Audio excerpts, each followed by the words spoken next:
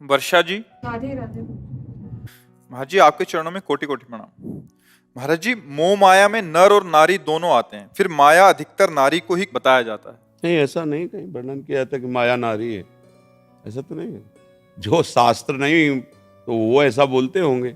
बकाया जो माया का स्वरूप वर्णन किया गया है वो स्थूल शरीर और सूक्ष्म शरीर जिसमें मन बुद्धि चित्त अहंकार ये और जो कारण शरीर स्वभाव ये सब माया के अंतर्गत। माया का स्त्री केवल माया है ऐसा शब्द तो ऐसे ही गांव भाषा में कहते हैं, शास्त्रीय भाषा में ऐसा नहीं कहा गया।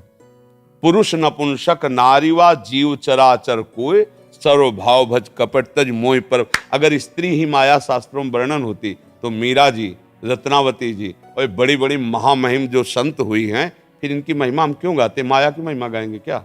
सब उन संतों से कहीं कोई कम नहीं है, चाहे बच्चा संत बने, चाहे स्त्री संत बने, चाहे पुरुष जो भजन कर रहा है वो सब महामहिम भगवान का है। माया का मतलब है जहां शास्त्र में वर्णन है, मैं और मोर तोर तय माया जे बस कीने जीव। यहां देखो स्त्री पुरुष शब्द आया है क्या? यहां मैं और मोर तोर तय माया जे बस कीने जीव निकाया। और फिर गो गोचर जहां लघु मनु जाई सो सब माया। महाराज जी, एक जगह और सुनने में आता है औरत को नरक का द्वार भी कहा जाता है। महाराज जी, ये कथन भी औरत को नरक का द्वार नहीं कहा जाता, औरत को भोग बुद्धि से देखना नरक का द्वार है। समझ रहे?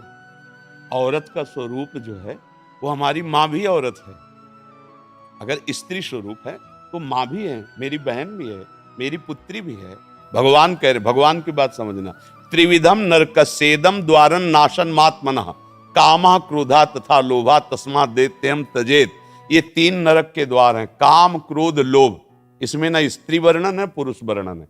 अब जहां शास्त्रों में वर्णन की स्त्री को तुम नरक स्वरूप देखो, किसको? सन्यासी बैरागी को। समझ रहे?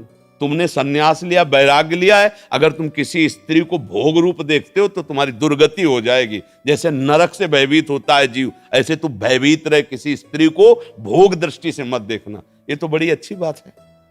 हमारी माता दृष्टि होनी चाहिए, बहन दृष्टि होनी चाहिए, पुत्री दृष्टि होनी चाहिए कि भोग दृष्टि। देखो ना जो भोग दृष्टि किए राक्षस लोग कैसा बर्ताव माताओं बहनों से करते, भोगा मार के जला दिया, काट के फेंक दिया, ये भोग दृष्टि ही तो है। कोई ऐसा बर्ताव, तुम्हारा जैसा शरीर प्रिय है वैसे माताओं बहनों का प्रिय है, ऐसा कैसे बर्ताव कर सकता है? तो उसने भोग दृष्टि की ना, तो भोग दृष्टि की निंदा की जा रही कि तुम स्त्री को भोग्या मत मानो। ये इन्हीं से हम लोग पैदा हुए हैं, आकाश से थोड़ी पैदा हुई। यही माताएं हैं, इन्हीं से बड़े बड़े बलवान बुद्धिमान राजा महाराजा ऋषि मुनि सब इन्हीं से उपजते हैं। इनको भोग नरक का आ जाएगा तो हम सब नरक ही तो है ना, हम सब फिर नरक हुए ना, क्योंकि पैदा तो इन्हीं से हुई है ना। कोई भी महात्मा हो आकाश से थोड़ी उतरा है, माता से तो पैदा हुआ है, तो वो माता आप ही लोगों में तो होती है। किसी भी माता से, अच्छा कोई ऊपर से नीचे तक चाहे लोक में देख लो या परलोक में, जननी के सिवा अगर भगवान नारायण तो लक्ष्मी जी बगले में है, महादेव तो अंबा जी पासे में बैठी हुई, इनके बिना सत्ता ही नहीं है। शक्ति के बिना अगर वो मात्रा ऐसे न चढ़े शक्ति की तो शिव को क्या बोलोगे? सौ। ये शक्ति ही शिव है। ऐसे ही तुम्हारे जीवन की एक साथी स्वरूप बन करके भगवान आए हैं, तुम्हें दुलार करने के लिए, तुम्हें सुख पहुंचाने के लिए। माता की तरह भोजन बना के पत्नी दुलार करती है, मित्र की तरह तुम्हें सही सलाह देकर तुम्हें सुखी करती है, सर्वस्व अपना अर्पण कर। उसको नरक कैसे? हाँ, अभी बताया कि जहां शास्त्र में लिखा उनके लिए। अब तुम वैराग्य ले लिए हो, सन्यास लिए हुए हो और माताओं बहनों को गंदी दृष्टि से देखोगे तो क्या होगा? इसीलिए कहा गया नरकशन किसका? जो तुम भोग दृष्टि कर रहे हो। नहीं तो क्या शास्त्र आदेश करता है? जननी समझानो पर नारी। तुम्हें माता के समान देखना चाहिए।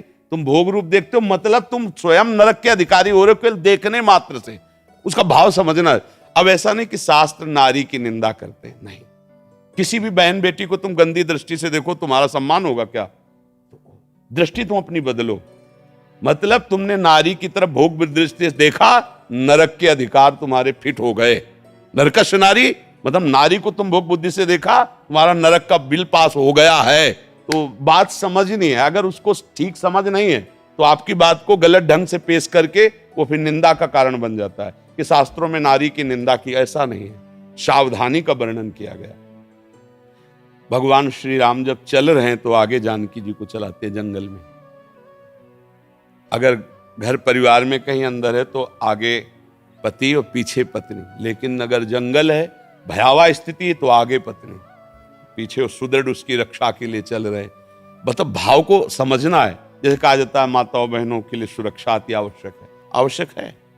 शास्त्रों में जो कहा गया है कि उद्याने च मद्यपाने च राजद्वारे पितागृहे बिना अज्ञान गंतव्यम वरयाचति वरांगना, वो ब्याह के समय कहा जाता है कि किसी जंगल में बगीचे में कभी अकेले मत घूमना, पति को साथ लेकर ही जाना। जहां कोई मदिरा पिए बैठे हो, गंदे लोग बैठे हो, वहां से अकेले मत जाना, किसी को साथ ले लेना। कभी राज दरबार में अकेले मत जाना, किसी को साथ लेना। ये सब शास्त्र सुरक्षा के लिए, वो कमजोर या निंदास्पद बात नहीं कह रहे, सुरक्षा की। मतलब आप पढ़े लिखे हो, बहुत बढ़िया है, लेकिन 4 लोग गंदी वृत्ति वाले मिल गए, अब आपको सहयोग की जरूरत है। आपका स्त्री शरीर, तो इसीलिए कहा गया कि पति के आज्ञानुसार या 2-4 व्यवस्थित ऐसे चलना।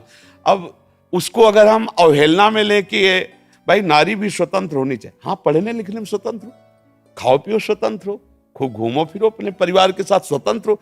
तो इसीलिए जो शास्त्रों में सावधानियां वर्णन वो गलत नहीं है, उनका अर्थ गलत करके आपको बताया जाए तो आपको लगेगा कि शास्त्रों में नारी की निंदा की जा रही। ऐसा नहीं है, पूरे शास्त्रों को भगवत कृपा से जहां तक पढ़े। अब जैसे पुरुषों में सब ईमानदार थोड़ी होते हैं, ऐसे माताओं बहनों में सब अपने धर्म से चलने वाले थोड़ी होते हैं। तो जहां कहीं आपके आचरण गलत हो रहे हैं तो आपको डांट लगाएगा शास्त्र, और पुरुष को लग रहा है तो उसको डांट लगाएगा। अब वो सार्वजनिक नहीं है, वो सार्वजनिक सिद्धांत जब पढ़ोगे तो उसमें अलग होगा। शास्त्र किसी एक का थोड़ी है, कानून अच्छा जब कानून है तो स्त्री पुरुष का कानून कोई भेद है? आप 302 करो तो आपके लिए छूट मिलेगी क्या? अगर फांसी की सजा है तो तुमको भी चढ़ा दिया जाएगा, आजीवन सजा तो तुमको भी मिल जाएगी यदि वयस्क हो। ऐसे ही शास्त्र का कानून।